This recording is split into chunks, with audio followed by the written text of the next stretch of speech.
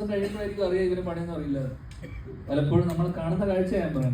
പ്രത്യേകിച്ച് പുതുമുഖ സംവിധാനം അവിടെ എത്തുന്ന സമയത്തായിരിക്കും നമ്മൾ അറിയാം പുള്ളി അമ്പനും ബില്ലിനും എടുക്കാത്ത, അല്ലെങ്കിൽ ചിലപ്പോൾ ചില ആൾക്കാർ ഭയങ്കര ഒരു രീതിയിലും അഭിപ്രായങ്ങൾ എടുക്കാത്ത, അല്ലെങ്കിൽ തീരെ ഓപ്പൺ അല്ലാത്ത ആൾക്കാരായിരിക്കും.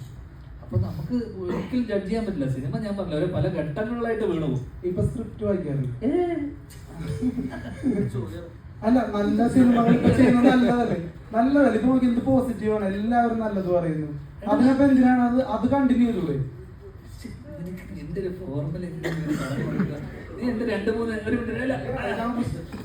ഞാൻ എന്റെ 2-3 ഇന്റർവ്യൂ അയച്ചു തരാം. അത് ഞാൻ എല്ലാം കൃത്യമായി പറഞ്ഞിട്ടുണ്ട്. ഓക്കെ, അതിനെ കുറിച്ചുള്ള എന്റെ ഒരു പോളിസി എന്താണെന്നുള്ളത്. നമ്മുടെ അത് പോളിസി ഉണ്ടാവില്ല എല്ലാ മനുഷ്യനും. നീ ഇപ്പൊ ഈ ചോദ്യങ്ങളൊക്കെ എന്നോട് ചോദിക്കുന്നുണ്ടല്ലോ, ഇപ്പൊ ഇത് ഭയങ്കര എന്നോടുള്ള സ്നേഹം കൊണ്ടും അതിയായ ഇതുകൊണ്ടാണല്ലോ. എനിക്ക് സന്തോഷമുണ്ട്. കാരണം ഡിക്റ്റേറ്റീവ് ഉജ്ജ്വലൻ, അതുപോലെ വള, പിന്നെ പ്രിൻസ് ആൻഡ് ഫാമിലി എനിക്ക് ഇഷ്ടപ്പെട്ട സിനിമകളാണ്. കാരണം ഞാൻ അത് ഭയങ്കര ഹാപ്പി ആയി. കാരണം എന്റെ ലക്ഷ്യമേ അതാണ്.